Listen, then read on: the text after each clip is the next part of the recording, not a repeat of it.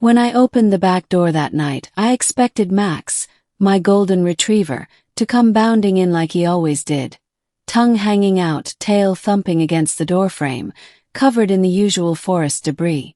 But that night was different. He didn't come alone. Standing behind him, trembling under the porch light, was a girl, barefoot, with silver hair that shimmered as if it caught light from a source I couldn't see. Her skin was pale, but not in any human way. It had a faint luminescent hue, like moonlight reflected off frost. And her eyes. They were wide, glassy, and a color I'd never seen before. Somewhere between violet and electric blue. Max barked once, low and urgent, as if introducing her. Who are you?" asked, gripping the doorframe. The girl didn't answer. She blinked rapidly, glancing from me to Max, and then stepped back as though frightened by my voice. Her lips moved, but no sound came out. That's when I noticed the small metal band around her neck, thin like a choker, pulsing faintly with blue light. Max whined, brushing his head against her leg. "Okay," I muttered, stepping aside. "Come in. Both of you." The girl hesitated, then followed Max into the kitchen. She moved oddly, like someone learning how to walk for the first time. I offered her water. She didn't drink it. When I handed her a blanket, she examined the fabric with fascination, running her fingers through it as if studying its composition. Max stayed beside her the entire time. When I tried to lead him away, he refused, planting himself firmly between us. His eyes locked on me protectively. I'd had Max for 8 years. He'd never growled at me. But when I took a cautious step closer to the girl, he did, a low rumble that said, "Don't." "Okay, buddy. Okay." Backed off. I didn't know who she was or where she came from. Maybe she was lost. Maybe she'd escaped from some kind of lab or a cult. I thought about calling the police, but something stopped me. Maybe it was the way her eyes darted fearfully to the windows every time a car passed. Maybe it was how Max sat beside her like she was something precious he needed to guard.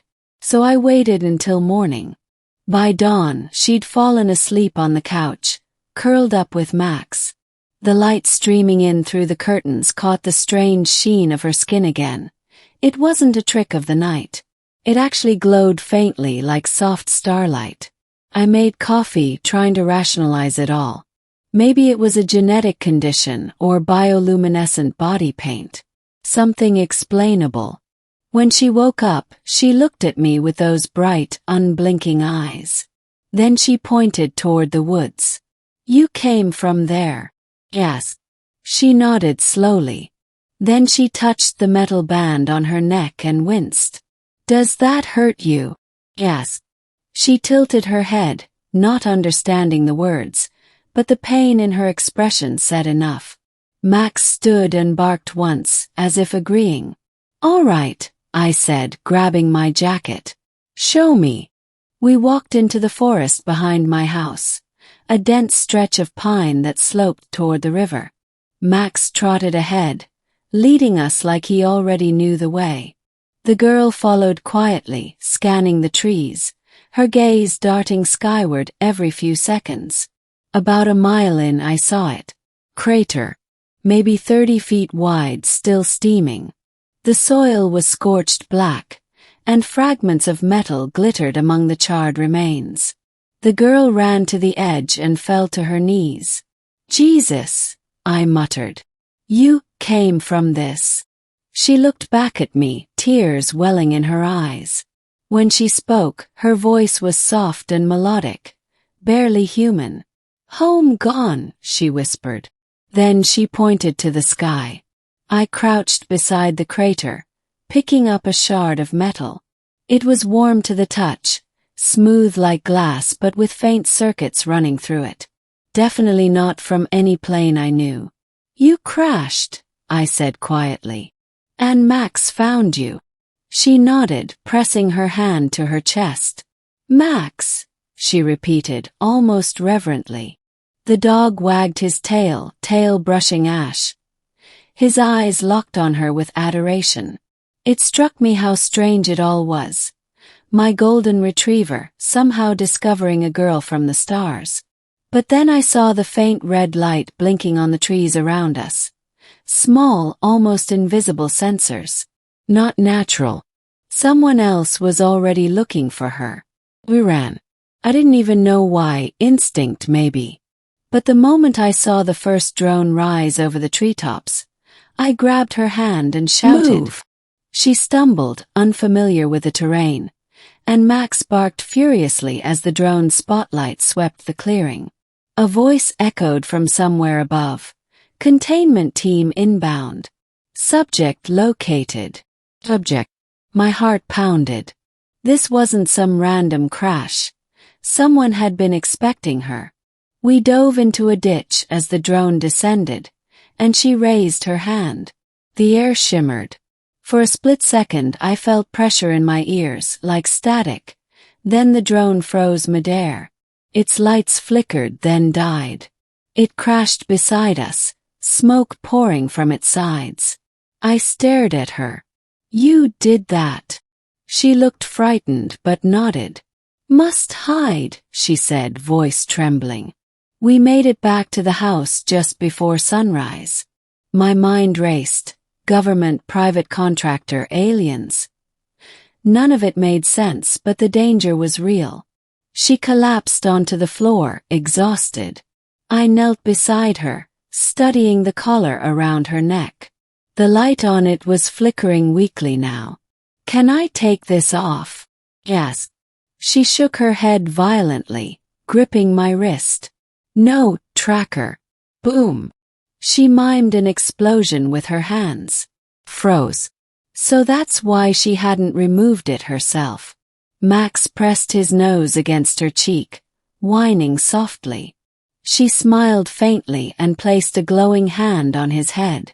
The light from her skin pulsed gently, syncing with his heartbeat. I could see it through his fur. For the first time in my life, I saw Max completely still. Entranced, calm, as if he understood everything. Over the next few days we hid. I kept the windows covered, the lights low. I rationed food, watched the skies. She learned some of my words, simple ones. Water. Safe. Max, she called me Ian, though I always introduced myself as Ian. I didn't correct her. Sometimes at night I'd hear her whisper in that melodic language. Soft tones that seemed to vibrate the air. Max would always lift his head when she did, eyes half closed, as if listening to music only he could hear. I couldn't sleep. The news was full of rumors. Unidentified aerial crash, government cleanup teams, meteor strike explanations. I knew better. And then one night she asked, "Why help me?" I didn't have a good answer. "Because Max trusts you," I said. She smiled, really smiled for the first time. Max, heart true. I didn't understand then what she meant. Not fully. The next morning, the forest erupted with the sound of helicopters. I ran to the window. Black vehicles, men in tactical gear. They were sweeping the area, using scanners that pulsed in infrared. She froze. The collar around her neck began to flash red. Faster and faster. "They found you," I said. Her eyes went wide. "They a kill." I grabbed my tools, pliers, wire cutters, but she shook her head violently. "No." Boom. Then she pressed her hand against her chest, and the collar flickered once more. "Only one way." "What do you mean?" She turned to Max, tears streaking down her glowing cheeks. "Max can live. You too." "Me no." "No," shouted. "There has to be another way." But before I could stop her, she pressed her palm against the collar. A blinding flash filled the room. When the light faded, she was gone. The collar lay on the floor, dark, inert. Max was howling. His body bathed in the same faint blue light that once radiated from her. thought she was dead. For weeks I believed it. The government came and went, sealing off the forest. They told the press it was a downed weather satellite. I didn't argue, but Max was never the same. He'd sit by the window for hours, staring at the woods. At night, he'd lift his head and make this low, mournful sound, half whine, half song. Sometimes, when the moon was full, his fur would catch a strange, luminescent glow. Then one night, about a month later, he disappeared. I searched everywhere, called his name, left food outside, followed tracks through the forest. Nothing. It wasn't until 2 days later that I found him. He was standing at the edge of the crater again. Only now, the crater wasn't empty. A shape had returned.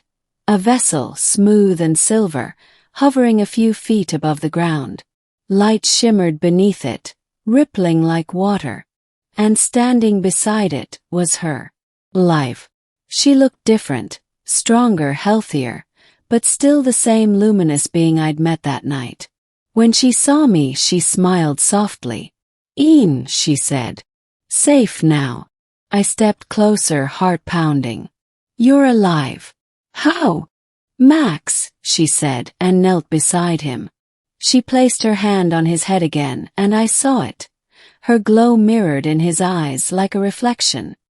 "He saved me," she continued. "Shared life." I realized what she meant. When she destroyed the collar, she'd transferred some of her essence, her energy, into him. He'd been her anchor, her connection to survive. "You came back for him," I whispered. She nodded. "He mine, heart true." Then she looked at me with sadness.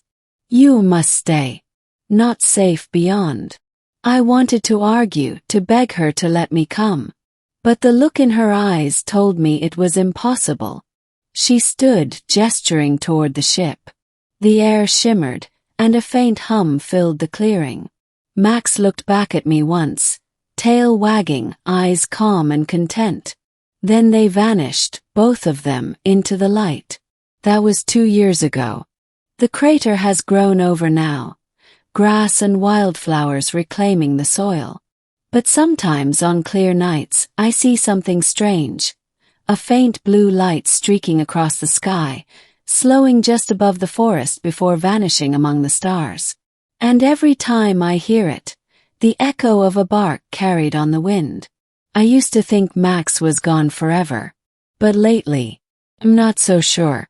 Because sometimes when I wake in the middle of the night, I swear I can feel him, warm fur brushing against my hand, the soft sound of his tail thumping on the floor.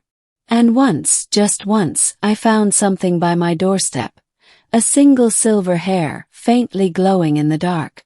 Epilogue: I never told anyone the full story. Who would believe me?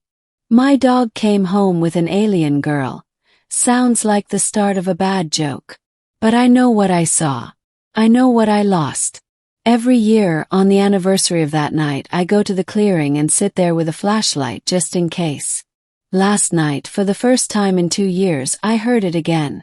A faint hum in the air, followed by a shimmer of light through the trees. I stood, heart pounding. The light split open the darkness, and for a moment, I saw a shape step through. A girl, glowing softly, smiling at me. And beside her, a golden retriever, tail wagging furiously. "Ian," she said, her voice echoing through the clearing. "Home again." Then, just as suddenly, the light faded.